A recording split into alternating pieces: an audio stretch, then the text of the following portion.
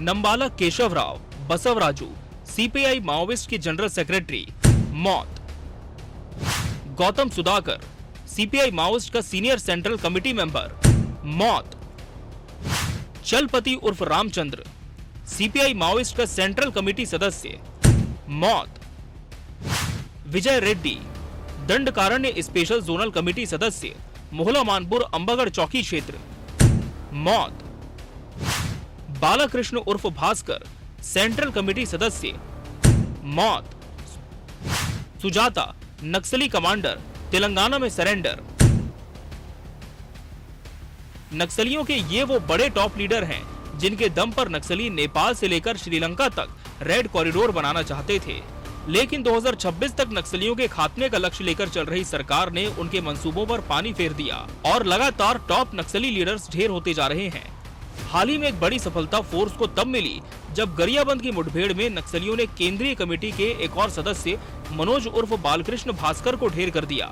सफलताओं की कड़ियां यही नहीं रुकी, हर बड़े नक्सली के साथ 10 से 25 नक्सली भी ढेर हुए हैं।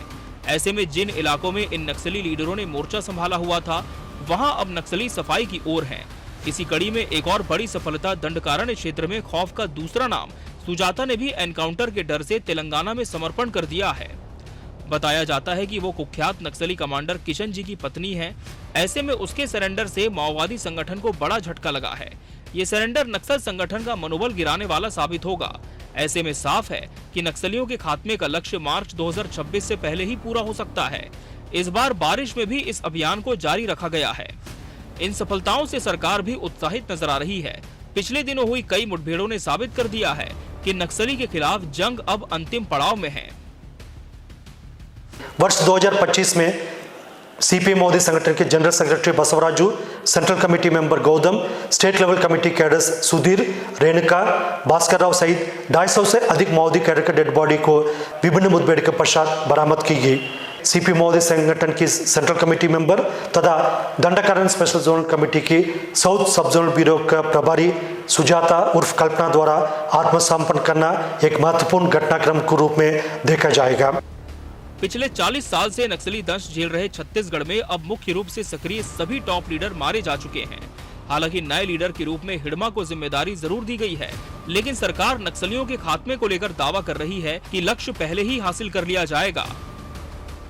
सुजाता नामक एक और सीसी मेंबर थी। सुजाता नामक सीसी मेंबर ने आज तेलंगाना में आत्मसमर्पण किया है। तो सीसी मेंबर आप कुल मिलाकर देखेंगे तो सक्रिय सीसी मेंबर छत्तीसगढ़ में बहुत कम रह गए और अन्य जो प्रदेशों में हैं वो भी अब सरेंडर कर रहे हैं। सीसी मेंबर ही इनका वो ग्रुप है जो लोगों को भड़का करके, बहला फुसला करके और इस काम को आगे बढ़ाते हैं, इस विषय को आगे बढ़ाते हैं। ये सीसी मेंबर समाप्त होंगे। जहां छत्तीसगढ़ लक्ष्य प्राप्त करने के लिए लगातार अग्रसर है, वहीं दूसरी ओर राजनीति भी इस मामले में जारी है। कांग्रेस का मुठभेड़ और उससे मिली सफलताओं को लेकर अपना एक नजरिया है और इसलिए दीपक बैज नक्सली सफाई के मूल उद्देश्य पर सवाल उठाते हैं। जिस तरह से नक्सल गतिविधियां लगातार बढ़ रही है, शिक्षा दूतों की हत्या लगातार हो रही है, नक्सली संगठन लगातार वीडियो फुटेज के माध्यम से सोशल मीडिया में डाल रहे हैं कि नक्सली संगठन मजबूत कर रहे हैं, तो कहीं न कहीं एक चिंता का विषय तो है। लेकिन गरियाबंद में कल एनकाउंटर हुआ, उसके लिए फोर्स को बधाई। लेकिन सरकार भले कुछ भी दावा कर ले, इस मुद्दे को लेकर हम मार्च 2026 के बाद ही हम बात करेंगे। राजनीति अपनी जगह है, लेकिन नक्सलियों के खिलाफ लड़ते हुए फोर्स का मनोबल ऊंचा है। पहले से ज्यादा संसाधन और आक्रामकता के साथ हो रहे हमलों ने नक्सलियों की कमर तोड़ रखी है।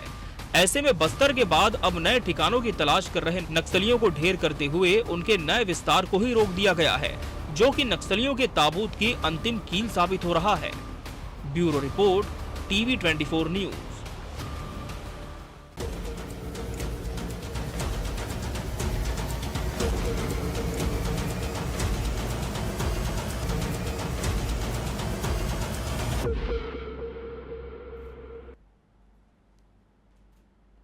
नमस्कार, मैं मोहन तिवारी। आज के मुद्दे में आपका स्वागत है और आज का मुद्दा हमारा आधारित है छत्तीसगढ़ के उस सबसे बड़े दंश की अब समाप्ति होने जा रही है जिसे नक्सलवाद के नाम से जाना जाता है।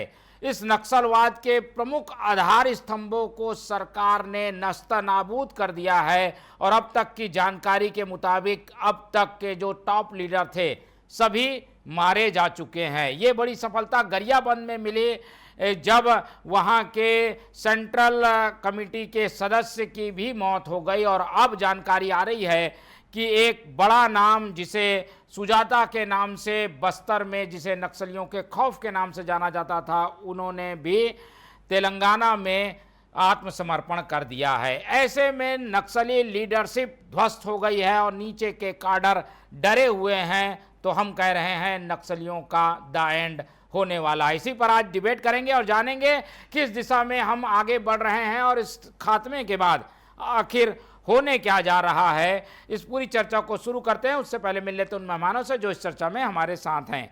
हम बहुत स्वागत करेंगे। हमारे साथ मौजूद हैं इस पूरे मामले में बीजेपी का पक्ष रखने के लिए हमारे स्टूडियो में बीजेपी के तेज तर्रार प्रवक्ता निशिकांत पांडे जी, बहुत स्वागत है आपका। कांग्रेस का पक्ष रखने के लिए हमारे साथ जुड़ना अभय नारायण जी, बहुत स्वागत है आपका। इस पूरे मामले का राजनीतिक विश्लेषण और बस्तर से जो आवाज़ और फीडबैक आ रहा है वो हमें बताने के लिए हमारे साथ मौजूद है वरिष्ठ पत्रकार और राजनीतिक विश्लेषक संजीव पचौरी जी, बहुत स्वागत करेंगे आपका। और इस पूरे मामले का असली फीडबैक और जो नक्सल ऑपरेशन चल रहे हैं उसका अपडेट देने के लिए हमारे साथ बस्तर के ब्यूरो हेड जुड़ रहे हैं धीरेन्द्र तिवारी जी, बहुत स्वागत है उनका भी। तो चारों पैनलिस्ट हमारे साथ जुड़े हुए हैं और जैसे रिपोर्ट के जरिए हमने बताया कि सफलताएं तो लगातार मिल रही है, पर इन सफलताओं के बावजूद नक्सलवाद अभी ख़त्म नहीं हुआ है। क्या टॉप लीडर ख़त्म होने के बाद नक्सलवाद को हम ये माने कि ख़त्म हो जाएगा, या जो कैडर हैं उसी में से नए लोग आगे आ जाएंगे, नए प्रमोशन से नए नाम घोषणा उनके नामों की जा रही है। ऐसे में नक्सलवाद का होगा क्या? पहला फीडबैक ले लेते हैं संजीव पचौरी जी से और उनसे समझते हैं कि जब हम लगातार सेंट्रल कमेटी के सदस्यों को मार रहे हैं, जो टॉप लीडर हैं वो ज़्यादातर मारे जा चुके हैं, बताया जा रहा है सुजाता ने भी आज आत्मसमर्पण कर दिया है, पचौरी जी, तो क्या माने अब लीडरशिप ही ख़त्म हो गई है तो जो नीचे के काडर हैं वो समर्पण करेंगे? आगे होगा क्या? किस तरीके की स्थितियों से जूझ रहा है नक्सलवाद का ये पूरा अभियान? देखिए, बस्तर में नक्सलवाद का जो संगठन है वो बहुत ही बड़ी असुरक्षा की भावना से गुजर रहा है इस वक्त जो है, क्योंकि उनको लग रहा है कि अब वो या तो सफाया होगा निश्चित तौर पे और या फिर समर्पण करना है। और आज आप जो कह रहे थे कि बड़े बड़े नक्सली लीडर जो मारे गए हैं, इसमें कोई दो राय नहीं है कि पिछले जब से सरकार द्वारा सत्ता में आई है भारतीय जनता पार्टी की, तो बहुत बड़ा टारगेट लेके चल रहे हैं वो लोग कि अगले साल 2026 में मार्च तक इस नक्सल समस्या का बस्तर से समूल नष्ट करना है। और इस दिशा में लगातार आगे बढ़ रही है पुलिस फोर्स, और यानी वहां तक पहुंच गई है पुलिस फोर्स जहां की संभावना कभी थी ही नहीं। एक समय था कि जगदलपुर से महज 15 से 20 किलोमीटर दूर पर नक्सली मीटिंग करते थे और जगदलपुर से महज 25 किलोमीटर दूर पर घटना घटी, इसमें कई लोग मारे गए थे। और जिस सुजाता की बात कर रहे हैं आज, सुजाता एक इतना नाम है, उसने बस्तर में जो भी बड़े बड़े कांड हुए हैं जिसमें 76 जवान मारे गए थे तालमेटला में, और यानी लगभग अगर अपन हिसाब लगाया जाए तो लगभग 180 के आसपास जवानों की हत्याएं हुई हैं। उसमें कहीं ना कहीं ये या तो मास्टर माइंड रही है या घटना में शामिल रही है महिला। और इसका आत्मसमर्पण करना इस बात का संकेत है कि नक्सलियों की जो टॉप लीडरशिप है, और नीचे की लीडरशिप छोड़ दीजिए, अब टॉप लीडरशिप है उनमें भी दहशत का माहौल है। उनको लग रहा है कि अब आपको या तो ऊपर जाना पड़ेगा और या कोई और चारा बचा नहीं है, क्योंकि जो एक बहुत बड़ा कोर एरिया माना जाता था अपना नक्सलियों का, उसमें पुलिस पहुंच चुकी है, वहां पे कैंप खुल चुके हैं।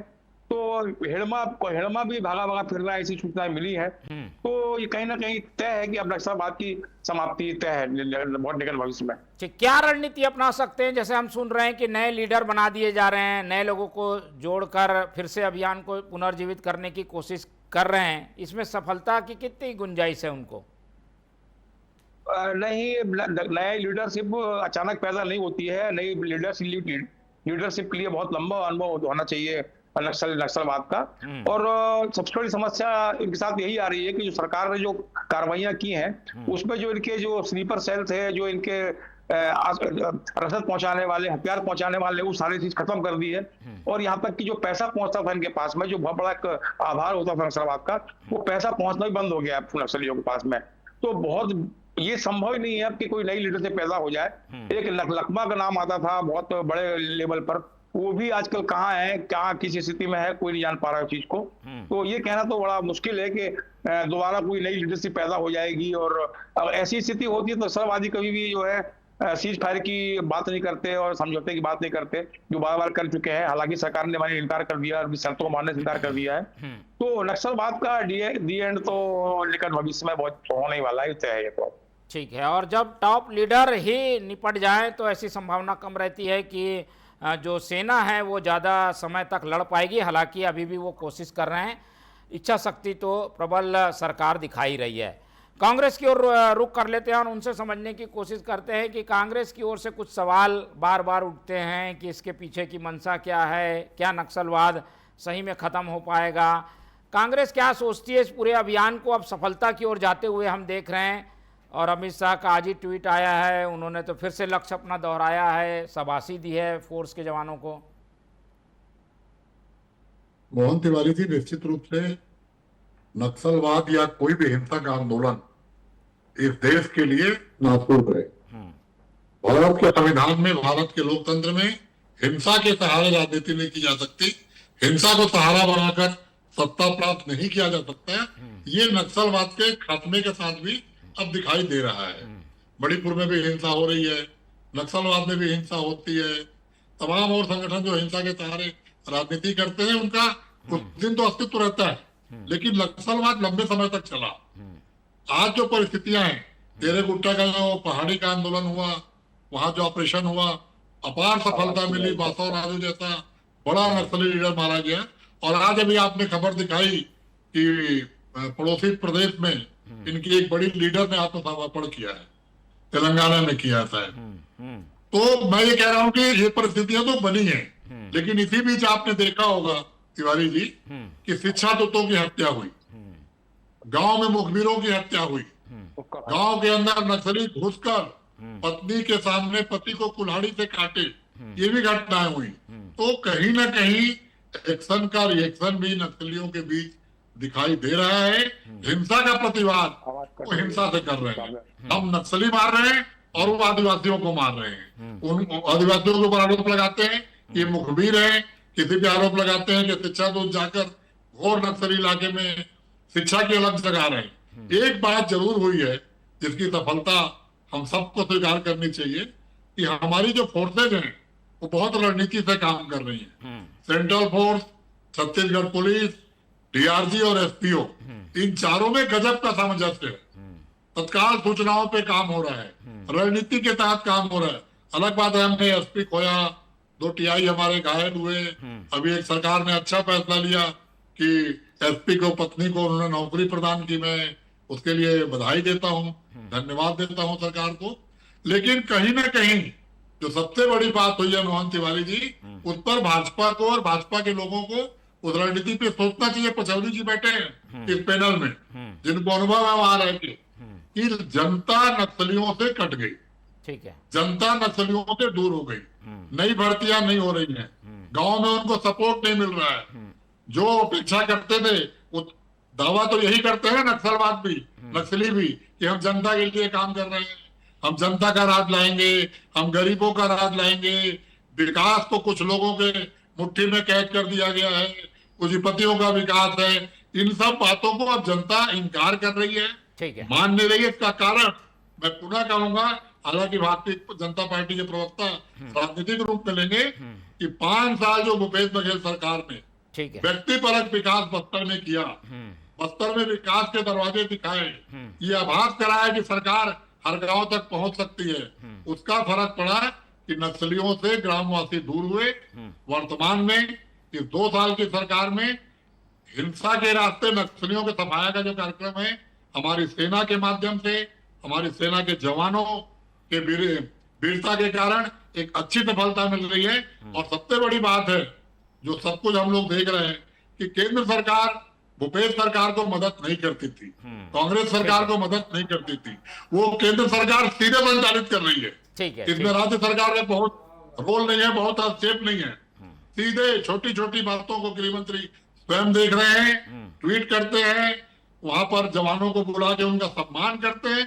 बहुत ऐसे कारण हैं जिनके कारण सफलता मिल रही है, लेकिन हम प्रार्थना करेंगे कि नासुर खत्म हो, हिंसा लोकतंत्र से खत्म हो, संविधान में हिंसा का स्थान न हो। ठीक है। लेकिन बस्तर को लेकर सरकार को योजना बनानी चाहिए कि बस्तर पे राज, जन जंगल जमीन पे राज आदिवासियों का ही रहे, उद्योगपति मित्र ना आए, इस आशंका को बल ना मिले।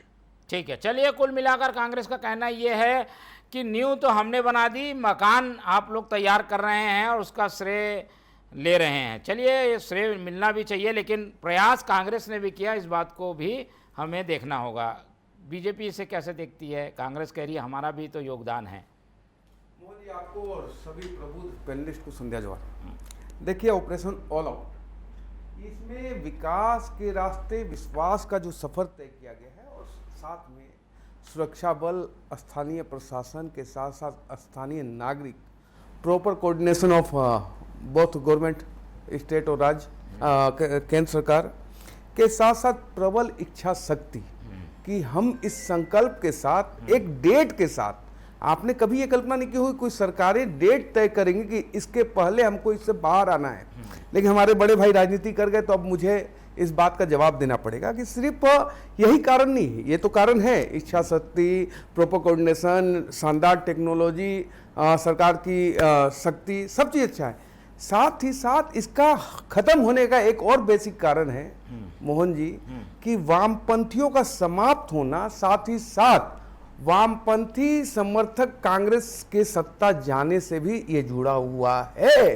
क्योंकि ये कतई नहीं चाहते कि लाल आतंक साफ हो। लेकिन आज यहां बड़ी बड़ी बात कर रहे थे। देखिए, आदमखोर के लाल आतंक ये मानवता के दुश्मन थे, भाजपा या कांग्रेस के दुश्मन नहीं थे, लेकिन इनको संरक्षित और पोषित किसने किया? किनके कालखंड में दशकों सरकार रही। अभी कह रहे थे कि केंद्र सरकार सहयोग नहीं करती। यही दुर्भाग्य रहा छत्तीसगढ़ का कि जब केंद्र में कांग्रेस थी और छत्तीसगढ़ में भाजपा की सरकार थी, कभी कोई समर्थन नहीं मिला।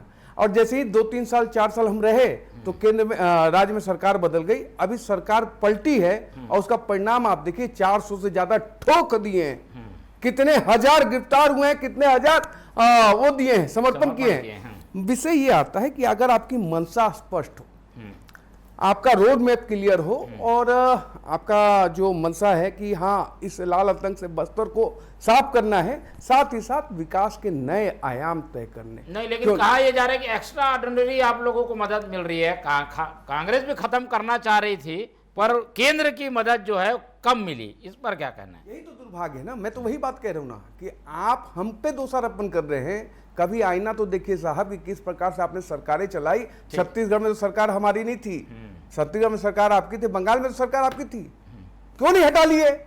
ये जो नक्सल का लाल आतंक खत्म हो रहा है, 2014 के बाद क्यों हो रहा है? 7 दशक तक आपकी सरकार थी। लेकिन मैं महत्वपूर्ण विषय रखना चाहता हूँ।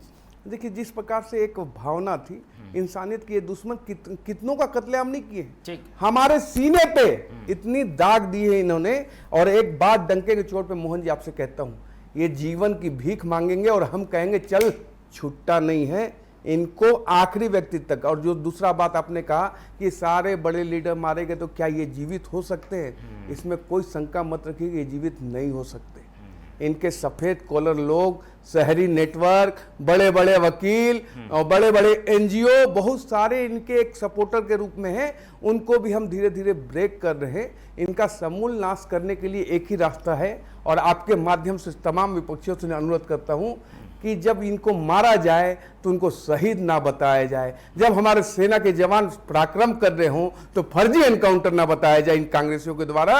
यह भी एक अपील करता हूं कि सीधा दीपक भाई सामने आते हैं, कहते हैं ये फर्जी एनकाउंटर है, तो इस प्रकार की मानसिकता इनको बल देती है कि हाँ कहीं ना कहीं सबसे पुरानी पार्टी हमारे पीठ के पीछे खड़ी होकर हमको समर्थन देती है। चलिए, श्रेय की लड़ाई इस पर नहीं होना चाहिए। हम कोशिश ये कर रहे हैं कि आखिर ये जो ऑपरेशन है वो कितने हद तक सफल होगा, कब होगा, और आगे इस पर क्या होने वाला है। कांग्रेस की टिप्पणी और ले लेते हैं, फिर अभय नारायण जी को अगर जाना होगा तो वो अलग हो सकेंगे। अभय नारायण जी, कांग्रेस क्या इसमें कुछ ऐसी बात रखेगी जो कि सुझाव के रूप में हो, या फिर इस तरीके के अभियान में अपने आप को विपक्ष के भूमिका में ना देखते हुए एक सहयोगी साथी के रूप में कांग्रेस कुछ भूमिका निभाएगी क्या? कब तक हम लड़ते देखेंगे दोनों पार्टियों को इस विषय पे? मोहन तिवारी जी, जो भाषा का उपयोग हमारे प्रवक्ता साथी कर रहे थे, लोकतंत्र में कांग्रेस कभी उस भाषा का उपयोग नहीं करती। ठोक दो, आदमखोर, आतंकवाद, आतंकखोर, वामपंथ, ये सब बातें लोकतंत्र में नहीं चलती। आप नक्सलियों की भाषा मत बोलिए, आदमखोर नहीं है, आप आतंकवादियों की भाषा मत बोलिए। आप गजब जनता है की यार। पार्टी है, गजब है यार आप। जनप्रतिनिधि हैं। खैर, मतलब जो आदमखोर है उनको आदमखोर भी ना बोले। एक सेकंड, बस एक सेकंड। ठीक है, मुझे इसको जाना है। जी जी, दूसरा डिबेट में मैं समय ले चुका हूँ। ठीक है ठीक है, समाप्ति चलिए। रहूंगा। जी जी, एक सुझाव मेरा है कि केंद्रीय गृह मंत्री या प्रदेश के मुख्यमंत्री सर्वदलीय बैठक बुलाएं, उसमें आदिवासी समाज के लोग भी हों। दीपक बैच कांग्रेस पार्टी की ओर से, दीपक बैच कांग्रेस पार्टी के जो भी नेता चाहे, तमाम राजनीतिक दलों की बैठक बुलाएं और अभी तक का जो हुआ और आगे जो आप करने वाले हैं उस पर बात करें, सहयोग मांगे। हर व्यक्ति हिंसा के खिलाफ है, हर व्यक्ति आतंकवाद के खिलाफ है। भारत का संविधान, भारत का लोकतंत्र किसी को, किसी भी निर्दोष को मारने की भी इजाजत नहीं देता। तो अगर आपकी मंशा साफ है, अगर आप छत्तीसगढ़ और बस्तर की बात कर रहे हैं, तो विकास योजना के लिए भी बुलाएं और नक्सलवाद में आपने आज तक क्या किया उसके लिए भी बुलाएं। हमको प्रेस से जानकारी ना मिले, हमको मुख्यमंत्री जी से और गृह मंत्री जी से जानकारी मिले। यही मेरा सुझाव है कि सर्वदलीय बैठक बुलाएं और बात करें। बिल्कुल। भागने से, प्रेस के माध्यम से जवाब देने से कोई रास्ता नहीं निकलेगा और नासूर खत्म होना चाहिए तो जड़ से खत्म होना चाहिए। ठीक है, चलिए, कांग्रेस के सुझाव भी काफ़ी बेहतर हैं क्योंकि सबको साथ लेकर इस नासूर को खत्म किया जा सकता है, तो कांग्रेस चाहती है कि उनकी भी बात रखी जाए। बहुत धन्यवाद अभय नारायण जी हमारे साथ जुड़ने के लिए। वैसे तो ये अभियान अभी चलता रहेगा, लेकिन इस अभियान के आगे की दिशा क्या है, हम बस्तर से अपडेट ले लेते हैं। धीरेन्द्र तिवारी हमारे साथ बने हुए हैं। राजनीतिक चर्चा तो अपनी जगह है धीरेन्द्र, लेकिन अब होने क्या जा रहा है? सुजाता ने भी आत्मसमर्पण कर दिया और कहा यह जा रहा है कि उन्हें डर था कि उनका इनकाउंटर हो जाएगा, इसलिए उसने आत्मसमर्पण किया है। अब क्या होगा नक्सलवाद के इस पूरे अभियान का? नक्सलवाद ऑपरेशन क्या यहीं अब खत्म होता दिख रहा है क्या? हाँ, बिल्कुल ऐसा कहना उचित नहीं होगा क्योंकि नक्सलवाद का जो जड़ें है वो काफी गहराई तक है बस्तर में, और अब भी कई ऐसे सक्रिय माओवादी हैं जो जंगल में माओवादियों की जो डोर है उसको मजबूत करके रखे हुए हैं। कुछ दिन पहले ही आपने देखा होगा कि जो बस्तर का लड़ाकू है, नक्सलवाद का जो लड़ाका कहा जाता है, हिडमा जो PLGA बटालियन का कमांडर है और एक तरह से पूरे छत्तीसगढ़ का सबसे बड़ा माओवादी लीडर है मारवी हिडमा, और उसके नाम से बस्तर जो है हमेशा लाल होता रहा है, उसको बस्तर की कमान दी गई है। उसके अलावा तिरुपति जो नक्सली है उनको भी बड़ी कमान दी गई है। तो एक तरह से लीडरशिप को वापस सेट करने की कोशिश की जा रही है। जो भटके हुए नक्सली हैं, जो आत्मसमर्पण कर रहे हैं, और भी नक्सल समर्पण ना हो इसके लिए एक लीडरशिप सेट की जा रही है नक्सलियों को मजबूत करने के लिए। हालांकि मोहन जी आपको बता दूं कि लगातार जो ऑपरेशन चल रहे हैं और जो केंद्र सरकार और राज्य सरकार की डेडलाइन है 31 मार्च 2026, उसकी कड़ी में लगातार ऑपरेशन चल रहे हैं। DRG जो है वो लगातार लीड कर रही है ऑपरेशन को। कोबरा की बटालियन, STF, CF लगातार जो है तमाम जो सुरक्षा बल एजेंसियां हैं वो बस्तर के बीहड़ इलाकों में जाकर मूवमेंट चल रही है, गश्त कर रही है, और उसी का जो है नजारा देखने को मिल रहा है कि जो लगातार जो है बड़े बड़े ऑपरेशन के माध्यम से दुर्दांत नक्सलियों को मार गिराया जा रहा है। तो क्या ये टॉप लीडर के खत्म होने के बाद नए लोग क्या कमान संभाल रहे हैं? इससे बचा रहेगा क्या नक्सल जो अभियान है इनका? नक्सलवाद अभी जिंदा रहेगा क्या? अब बिल्कुल जिंदा तो नहीं रहेगा, लेकिन जिस तरह से नए कमान दे रहा है तो हो सकता है कि अंतिम जो बुझता हुआ दीपक है उसको एक सहारा देने की कोशिश की जा रही है। और जो माओवादी है, जो नीचे कैडर के हैं, जो लड़ाके माओवादी है, उनको ये बताने की कहीं ना कहीं एक मंशा होगी कि नक्सलवाद कमजोर नहीं हुआ है, आप डटे रहिए और समर्पण ना करिए। तो कहीं ना कहीं एक तरह से नक्सलियों को डर भी है उनके टॉप लीडर को कि नक्सलवाद जो अंतिम गिनती गिन रहा है वो कहीं ना कहीं कमजोर ना हो जाए, इसलिए बस्तर के ही जो मारवी हिड़मा है उनको कमान दी गई है।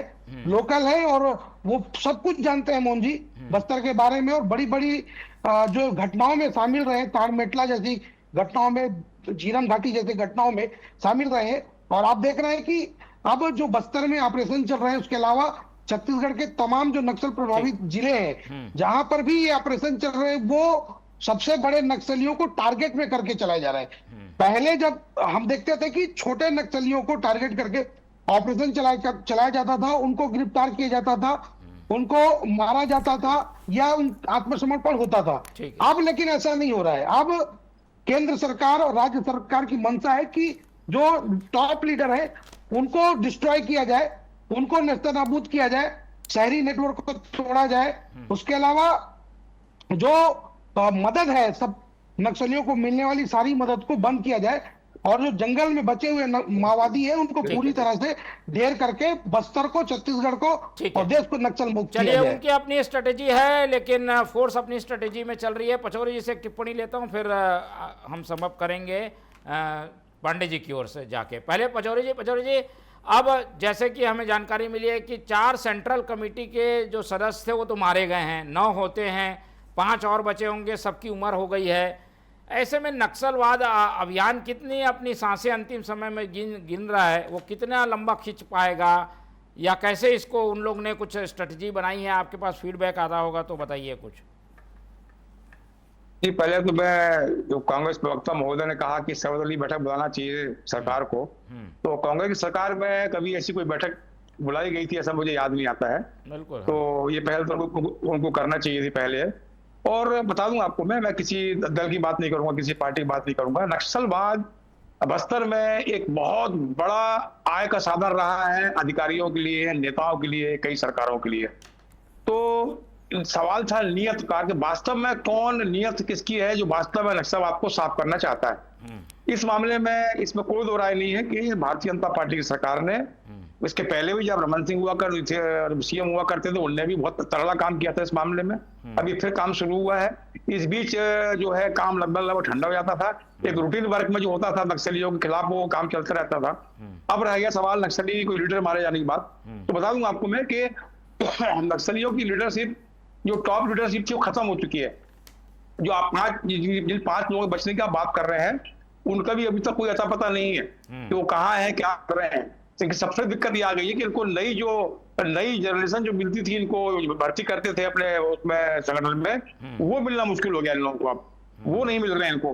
तो सबसे दिक्कत ये आ रही है, लड़ाके नहीं मिल पा रहे हैं इनको।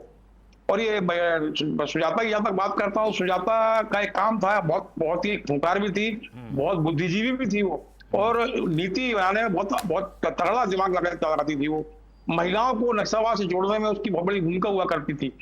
तो ये इसका आत्मसमर्पण करना का मतलब ये हो गया कि जो नक्सलवादी संगठन से महिलाएं जुड़ी हुई हैं, उन महिलाओं के दिमाग पर, उन महिला नक्सलियों के दिमाग पर बहुत ज्यादा विपरीत असर पड़ने वाला है। और आप देखेंगे कि निकट भविष्य में महिला नक्सलियों के समर्पण की जो संख्या बढ़ेगी वो।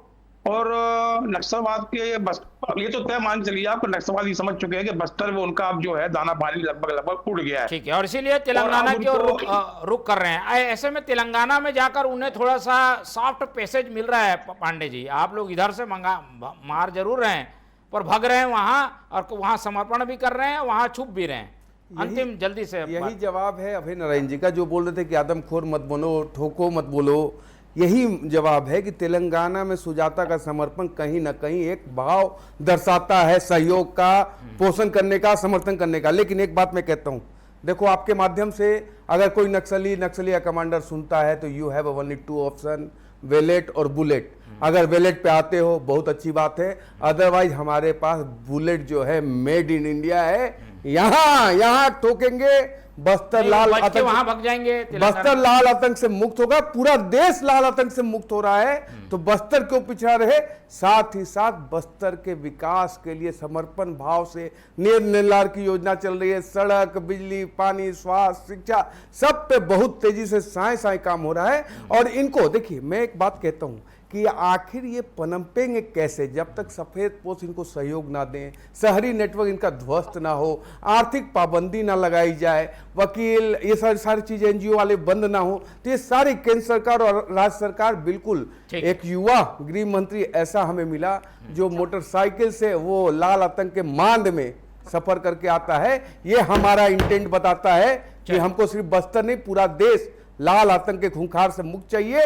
बैलेट पे आना है, आ जाओ, अदरवाइज बुलेट हमारे पास पर्याप्त है। चलिए, समय की कमी है, विषय काफी बड़ा है, लेकिन बड़े टॉप लीडरों के मारे जाने के बाद ऐसा लग रहा है कि नक्सलवाद के अड्डों पर अब द एंड लिखा हुआ दिखाई दे रहा है। हालांकि अभी इसमें समय है और लक्ष्य भी काफी अभी महीने बाकी है, इसलिए हम कुछ भी जल्दबाजी में नहीं कहेंगे, पर ऐसा लगता है कि नक्सलवाद की रुखसती का दौर शुरू हो चुका है और इसीलिए बड़े और टॉप लीडर लगातार मारे जा रहे हैं। इस पर अपडेट हम लेते रहेंगे। फिलहाल इस चर्चा में हमारे साथ धीरेन्द्र तिवारी जी जुड़े, उनका धन्यवाद। हमारे साथ निशिकांत पांडे जी थे, उनका धन्यवाद। और पचौरी जी ने अपना कीमती समय दिया, उनका बहुत बहुत धन्यवाद। तो तीनों मेहमानों को धन्यवाद कहते हुए आज की ये चर्चा यहीं खत्म करते हैं और आप लोग से रखते हैं उम्मीद कि आप लोग देखते रहेंगे TV24। रखिए अपना बहुत ख्याल। नमस्कार।